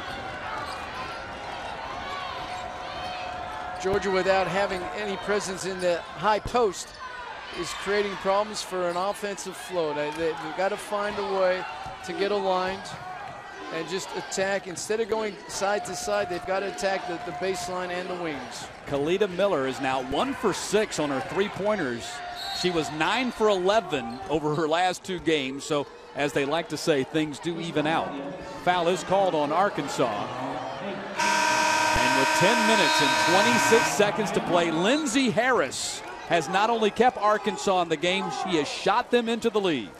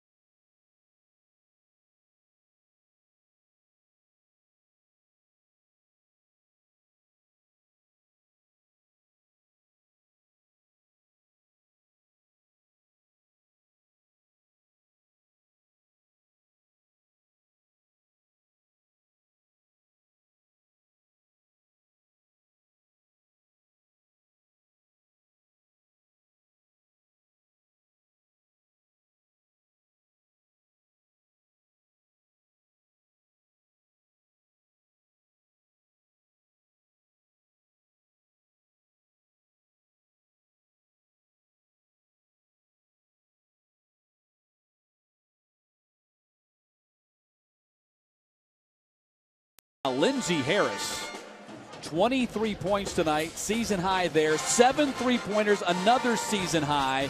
And she's got 23 of their 43 points, Coach. And Matt, she locks in when she gets into that rhythm, when those feet are squared and she locks in. Now, that's the first time she's taken a 3 off the dribble. If I'm Coach Landers right now, I'm saying to everyone, Lindsey Harris does not take another 3-point shot off the pass. Make her put it on the floor. She's the reason Arkansas is in the lead right now, and you look at what she's done compared to the rest of the team. 7 for 13 from the field. Yeah, 7 of 10 from three-point line. Would someone please find 33 out on the floor? She has just 1 less field goal than all of the rest of her teammates. Her career high is 28 with 8 3-pointers against Iona back in her sophomore season. And she is well on her way to getting to that number. Anne-Marie Armstrong at the line. 1 more free throw to tie the game. And Anne-Marie Armstrong found the way to get to the high post, and she should be the zone breaker for Georgia. Her size and her shooting ability has to create problems for Arkansas, but Georgia has to find her in that high post area. Georgia going back to some man defense now, finally saying, hey, enough is enough, Lindsey Harris. And who's watching Lindsey Harris but none other than Meredith Mitchell. They run Hassel out there as well, as there was a ball screen. Well, they're going to switch defensively. You're going to switch everything on her. You've got to crowd her and put her in position. Holy smokes, another. Andy Landers turns his back and walks down the sideline. 8 3-pointers, 1 shy of the school record, matches her career high with 8 threes. Arkansas a 3-point lead. As I was saying, trying to put her out of her rhythm, but she's just in such a tempo right now. You have to deny her the ball. James answers with her own three. She's got 4 threes tonight. On any other night, 4 3-pointers is a great night, but when you're on the same floor with Lindsey Harris, who has 8, it pales in comparison. It certainly does, and what you have right now is a shooting contest, and I enjoy this now, being a defensive coach, but watching this 3-point barrage, especially with Lindsey Harris trying to find a way to get another shot. Townsend is called for traveling. Lindsey Harris lighting it up, 8 threes tonight. Even when she fumbled the ball, she was able to recover and knock it down. And back on the other end, Jasmine James with her 4th three. Well, Jasmine looks for it and just squares up. But what I liked about Lindsey Harris was her ability. She fumbles the ball. The defense is attacking her. She pivots, gets her balance before she takes the shot and knocks down another 3. Well, what's impressed me, Coach, is on her last 2 3-pointers, one off the dribble, which we hadn't seen, and then another when she fumbled the ball. Neither one of those situations threw off her rhythm. No, she didn't panic. She stayed within the tempo and knocked it down. Now, right now, the only thing I would say to Georgia is keep the ball out of her hands for someone else to take the shots. Yeah, I think that's the key. You just can't let her touch the ball, because she's proven that if she gets her hands on the ball, she's going to get the shot off. She's on fire right now. Armstrong misses off the inbounds. It's last touch by Georgia. And right now, the body language on Georgia, that confidence they came in with, that swagger right now, they're just taking a step back. This is a young team. There's only 1 senior on this team and 1 junior, so they've got to find someone for encouragement right now to keep their heads up and attack. Harris again. The string finally ends, but she gets it back. Clears it to Ricketts. And Peak tried to save it and did to Ricketts, but she threw it to Hassel. Arkansas had 2 players off the court. Georgia trying to take advantage of it, and does with the layup by Miller. Jasmine James makes a great decision, takes the ball to the lane and drops it off to Miller for an easy 2. That was great recognition by James and Miller. Arkansas had 2 players out of bounds, fumbling and trying to recover after crashing into the cheerleaders, and Georgia recognized the numbers game and took advantage of it. Crystal Williams the miss, and Meredith Mitchell will bring it up the floor for Georgia. Again, Georgia wants to run. And a offensive foul called on Kalita Miller, and Andy Landers about blows a gasket. Well, it's a 50-50 foul, and he's upset. But you ask yourself, why does Kalita Miller take the ball and go across the court rather than attacking the rim? But right there, Jasmine delivers to Miller to knock down 2.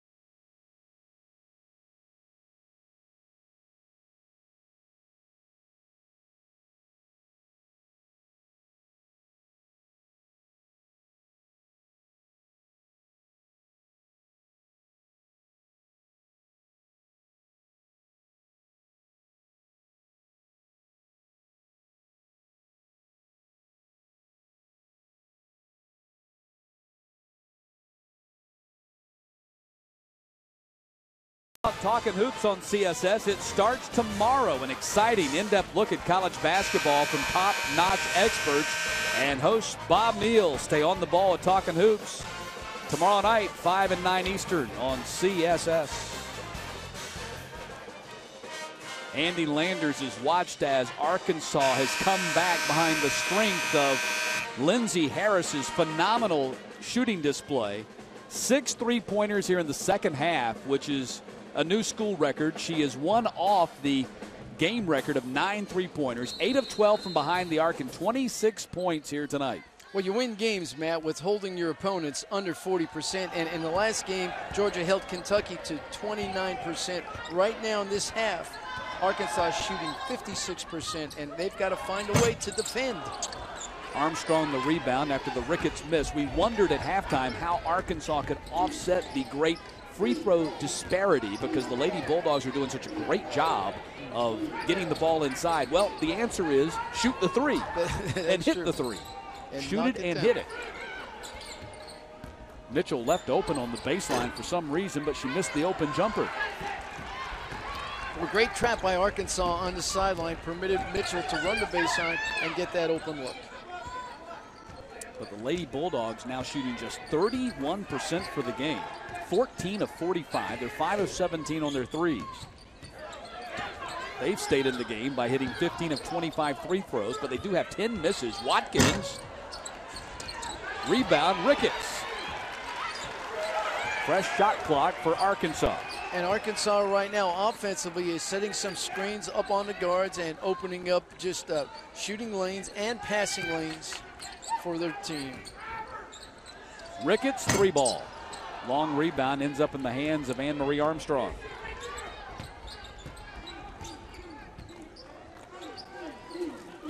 And right now, Georgia needs an offensive presence in that high post at the free throw line up on top to break down these guards. The guards are overplaying simply because they do not have any coverage at the high post. Hassel tries to keep it alive, and it was last touched by Arkansas. Meredith Mitchell has 10 points for the Lady Dogs tonight, but she's missed 9 shots, and I bet half of them are layups. They certainly were. She was just playing too fast at the time. The speed of the game just put her in a position where she was shooting the ball off balance. Mitchell does have a double-double, number 11 for Georgia, 10 points, 11 rebounds. Give to Hassel, basket, and a blocking foul on Arkansas. And it all started with Hassel being in position to screen Watkins up on top, break down the defense, and have some scoring opportunities. And that's what I said earlier. She breaks down the defense with the screen, gets a great lob pass, knocks down the two, and has an opportunity for a 3-point play. So Townsend was called for the foul. So now Townsend and Watkins on the floor with 4 fouls. And it's that time of the game where they have to stay on the floor and just play smart defensively. Now Georgia has reopened a 5-point lead here. You see the foul trouble for the Razorbacks. Watkins and Townsend with 4. Williams, Ricketts, and Harris with 3. Watkins looked like a good shot, but off back iron.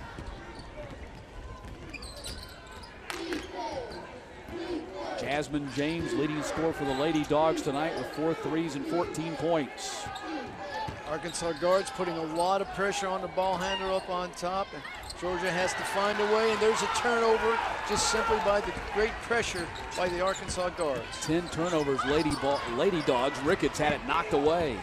Arkansas answers with their own turnover. Great pass from Mitchell, and the conversion by Miller. Just her 3rd basket of the ball game.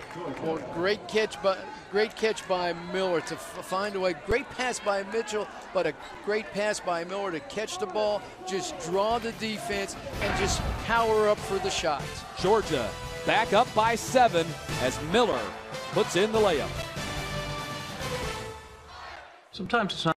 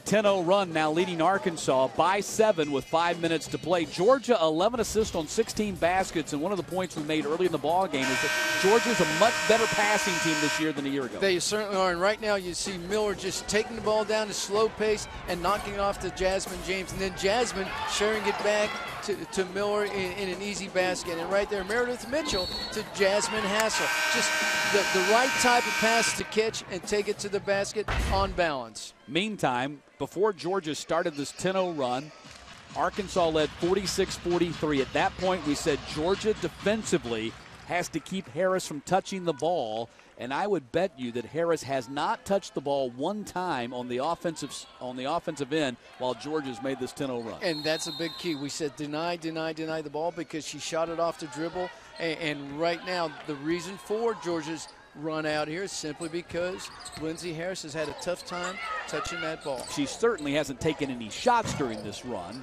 as the miss by Peak. And again, Georgia making other people shoot the ball, and they say, we'll take our chances with everybody else. And they've been some good looks. It's just they've been rimmers, and Georgia secured the ball, doing a great job rebounding it. Just another little key for their success. Mitchell, foot on the line, and Ricketts the rebound for Arkansas. We'll see if they can get the ball to Harris, who has 8 3-pointers tonight and 26 points. They finally do get the ball to Harris. She's being guarded closely by Miller. She has everyone's attention on the Georgia team right now. There she's sitting back in there, and she has to be aware of just where she is and guard her. Let everybody else have that opportunity. It has not been a big offensive night for Sarah Watkins, as she has only 6 points after scoring 21 against Mississippi State. That said, I've been very impressed with her in the paint move. She does a very good job once she gets the ball of getting the defender up in the air and creating opportunities for three-point plays if she can hit the basket, which she has not done a good job of tonight. You're certainly right, Matt, in her performance and her ability to catch the ball with her back to the basket. Great footwork. And she's the type of post player that cannot be defended by one defender, and that makes her exceptional. Right now, she knew she wasn't going to get the shot, but she draws the foul. She is a 53% shooter from the floor, which is the second best field goal percentage in the conference. She is only 2 of 10 from the floor here tonight, although she does knock down both of those free throws. Well, she is, and it is a 5-point game. Well, she is a great student of the game. You see her in practice, how she works on her shot, her footwork. She understands her game, and that's so important for a young ball player. And right now, down the stretch, Arkansas is going to need that inside threat. Lindsey Harris is being denied the ball, like we said. Let me amend what I said. I said she was 2 of 10. She's actually 2 of 7 from the floor. And her 2 free throws put Arkansas down by 5 with 4:16 to play. Get the week's top college football recruiting news with me and our college football recruiting expert, Barton Simmons. Watch In the Huddle. You can see it Friday night, 10 o'clock Eastern. Catch our U.S. Army All-American Bowl special. That's going to be In the Huddle, and that's tomorrow night, 10 o'clock Eastern, right here on CSS.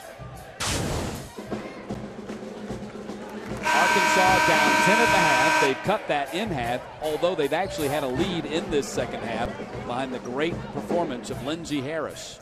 Right. Georgia has circled her on the top of the scouting report and said no more touches for her. I believe so. Right now, Georgia has to be ready for this defensive pressure by Arkansas to attack them full court and try to disrupt them and maybe turn them over.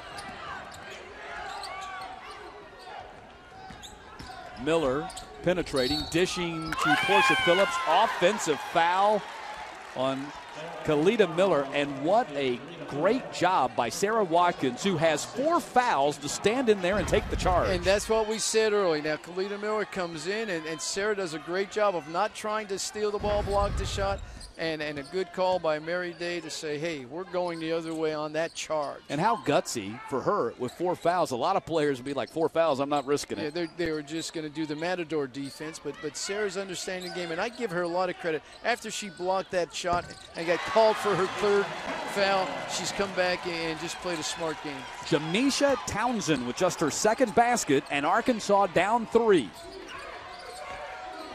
But that's what Arkansas has to do. They have to find someone else that will not be afraid to knock down that shot. Georgia once again letting the guards put pressure on without having anyone in that high post area. Mitchell, the miss. Mitchell now with 11 misses in the ballgame, 3 of 14. And they're not been bad shots. Watkins knocks down the jumper, and it's a 1-point game. Watkins just looking for the shot under control, knows her game, knows her range, and that's important for any ball player. Not afraid to take that shot, and Mitchell, as she dribbles the ball back, is called for the travel. 12 turnovers now for the Lady Dogs. It'll be Arkansas's ball when we get back with 2 minutes and 56 seconds to play in Fayetteville. Watkins with the bucket. Razorbacks down by only 1.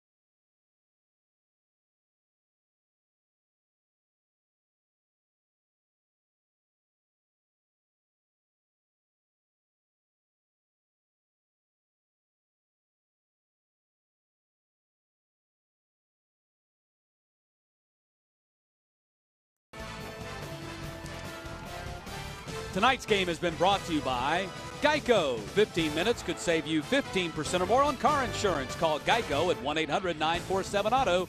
That's 1-800-947-AUTO or visit geico.com. Time now to salute our Geico go-to player of the game, and it's Arkansas's Lindsey Harris, 26 points, 8 of 12 shooting from behind the three-point line. And she's not finished yet with her ability to knock down that three when those feet are squared up. She finds a way and just stays in rhythm, a tempo shooter, and her teammates passing from inside out to help her. Now she takes it off the dribble and knocks it down again.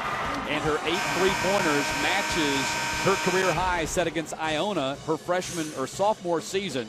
And she is one off the school record of 9 set against Georgia back in 1999. Lindsey Harris, our Geico go-to player of the game. Call Geico at 1-800-947-AUTO or visit geico.com.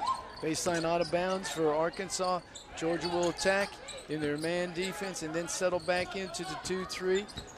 Meredith Mitchell has to be aware of Lindsey Harris on her side of the floor.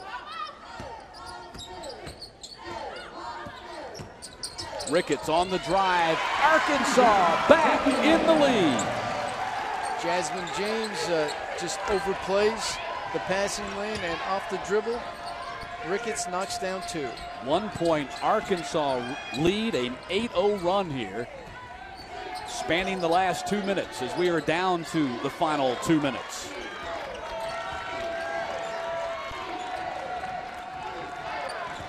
Now you find a young Georgia team out there who wants to take the shot, who wants to be responsible.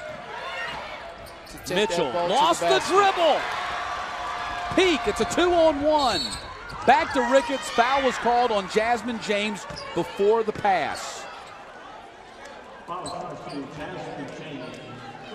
And that's not a bad foul by Jasmine James because it prevents the easy layup. It certainly does. And Meredith Mitchell trying to take the ball to the basket, slides on the floor. The ball's picked up by Arkansas, and just a smart foul by Jasmine James, like you said.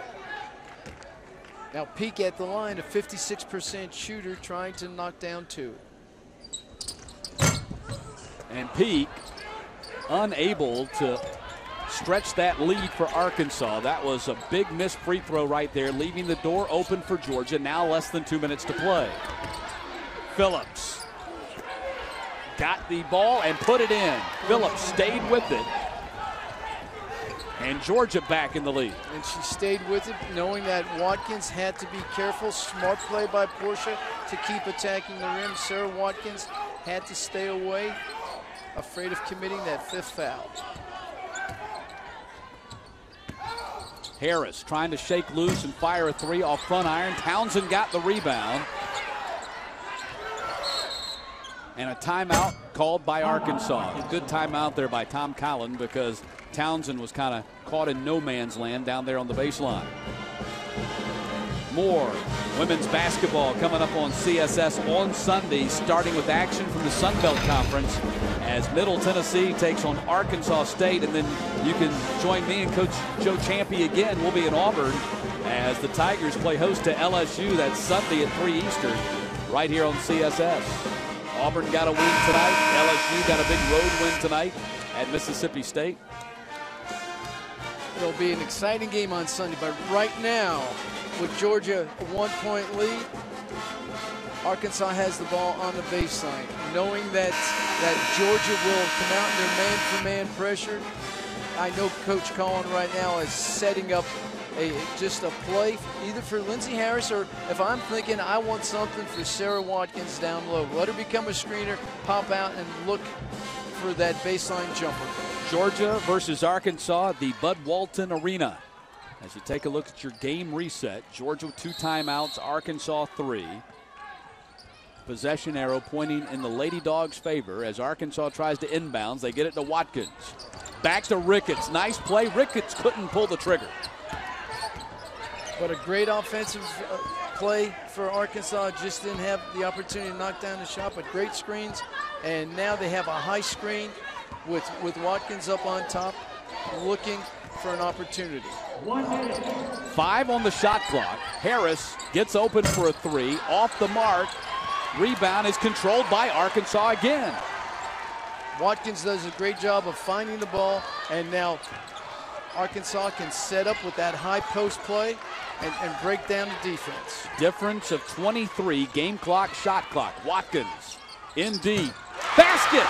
And Arkansas back in the lead. Watkins has come on strong here despite her foul trouble here in the second half. Razorbacks have a 1-point lead. There's a difference of 6. Game clock, shot clock. Andy Landers calls timeout. Had a good timeout. Get his team settled down right now and get a play in position to just attack the rim. Sarah Watkins, once again, as we said earlier, finding a way. She gets it on a baseline, feels the defense on her back, shot fakes, and then takes it up with contact and knocks it down to give Arkansas the lead. Watkins now with 12 points here, and as Georgia started to shut down Lindsey Harris, Sarah Watkins stepped forward to the forefront and has knocked down a couple of big baskets here down the stretch as Arkansas seeks to stretch their winning streak to 10 games here at home. And they've had, like we said, they've had a big win here against Oklahoma, but in the rhythm of the game right now, you're thinking there's 6 seconds between the game clock and shot clock. If I'm Arkansas, I'm saying, hey, we're going to defend strong. But just remember now, if they score, we're running the ball out. We're going to attack the rim. Lindsey, you look for the 3. Sarah, you get to the rim. And Sarah's been a big influence now simply because Arkansas has attacked from the elbows and screening the Georgia defense has created some problems. I don't know if Lindsey Harris perhaps has a cramp. It looks like they're working on her legs over there as she sits on the bench. As long as there's no cramp in that right arm, it looks like they're trying to work out a cramp in her right calf muscle. 27.8 seconds, Georgia the ball, 21 on the shot clock. If you're Andy Landers, where's the ball going? Well, right now, it's got to be in the hands of Jasmine James simply because he's saying that she makes great decisions. Now, if I'm Arkansas, I'm going to take that away, but what type of defense is Arkansas going to come out? Are they going to come out with that 2-3 zone and then trap the ball? Or are they going to come out with a combination?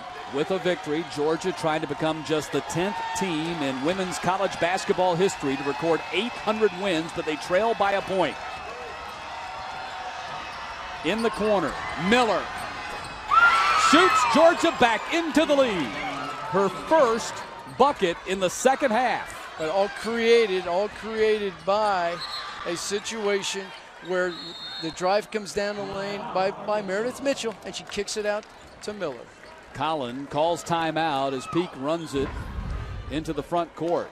Great drive by Meredith Mitchell and finding Miller, spacing away, and she knocks down the three. And we talked about Kalita Miller off the top. She was our star player to watch for Georgia tonight and has not been a typical Kalita Miller night. Only 4 of 10 from the floor, but that fourth basket was a big one as she now has 10 points and Georgia leads by 2 with 9.5 seconds to play. Well, it's just a normal night for a normal SEC ball player. You know, she was playing so exceptional in every offensive aspect, but right now, Andy's got to settle them down, understand right now that Arkansas is going to run a baseline play.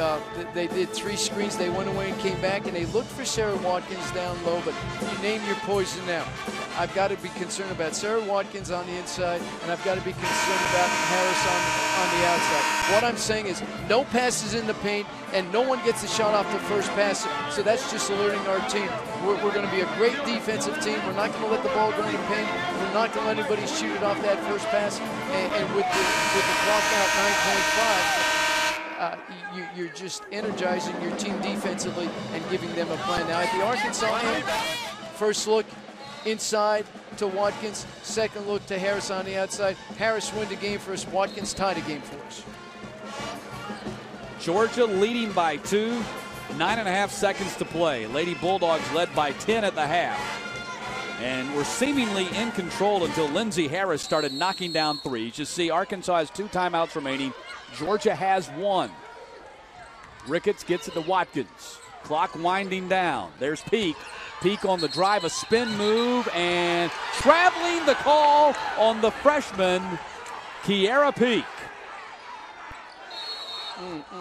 And Tom Collin uses another timeout. And Collin disagreeing with the call. But it all started with what Georgia did defensively.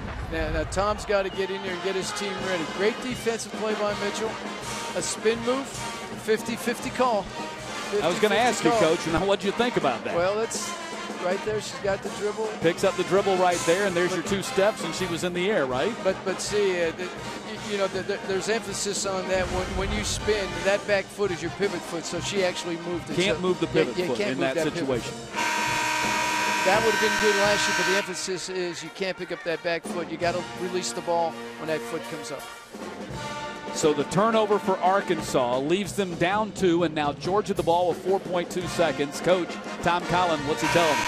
Well, right now you've got to find a way with that time left. You got to create a foul right away.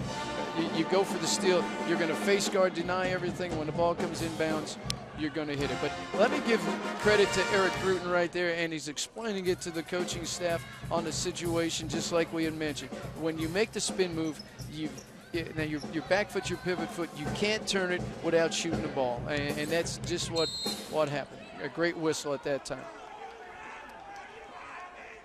Ball likely going into James. James, 67% free throw shooter. Arkansas back in action on Sunday as they will be at Alabama. That's 2 o'clock Central Time, and then at Vanderbilt. Back on CSS on February 3rd when they travel to Athens to take on the Georgia Lady Bulldogs. Right now, Arkansas calls another timeout simply to see the offensive lineup by Georgia so they can design their style in terms of, hey, we're going to deny, we're going to try to steal that first pass. When we don't steal it, then we're going to clamp down and put Georgia at the free throw line. Still could be a 1-possession game. Yeah, absolutely. Meantime, Georgia will host the Florida Gators on Sunday. Florida got beat by Tennessee by 43 points tonight on CSS. Next on CSS, next Thursday night, we'll see these Lady Bulldogs in action again on the network when they play at Alabama. Georgia, 12-3 overall, trying to improve to 3-0 in the conference. And if they can get the win here, would be one of only 2 remaining unbeaten teams in the league, Tennessee, of course, being the other. And that just speaks of the parity in the SEC at this time. Jasmine James gets fouled. It's down to 3.1 on the shot clock, or rather on the game clock. And James will go to the line, a 67% free throw shooter. Delgado was called for the foul. Great offensive scheme by Georgia. Jasmine James becoming a screener first, and then the outlet, and instructing Meredith Mitchell to have patience on the out-of-bounds pass, and did a great job. Now Georgia removes everybody from the free throw line, and just they have to be ready depending on the shot. One more will put the game out of reach. All right, now a three-point game. Virtually. Virtually is right. With this shot, it depends what happens. If she misses it, what Georgia will do, they'll switch on everything. They can take a 2. Do not let anybody take a 3. And they got to find Lindsey Harris right now. Ricketts at the buzzer, nearly banked it in. And Georgia will walk away with a 59-56 victory over Arkansas. Georgia records their 800th all-time victory, the 10th team in NCAA women's college basketball history to do that. Congratulations to Andy Landers and the Georgia Lady Bulldogs as Arkansas puts a scare in them after falling behind by 10 at halftime. Lindsey Harris shot them back into the ballgame. Well, a great statement by Georgia to win that 800th game. It's just they've been a premier program for the last 30 years, and it all starts with Coach Landers. So Georgia has now won 7 of their last 8, 13-3 overall. They are now 3-0 in the SEC. They keep pace with Tennessee and remain a half game behind the Lady Vols. But Lindsey Harris, a great performance tonight for Arkansas in a losing effort. 26 points on 8 threes as the Razorbacks drop to 14-2 and 2-2 in the SEC. And now for my partner, Coach Joe Champy, and the entire SEC CSS crew. I'm Matt Stewart. Good night from Fayetteville, Arkansas, where Georgia wins number 800 with a 3-point victory over the Razorbacks. The most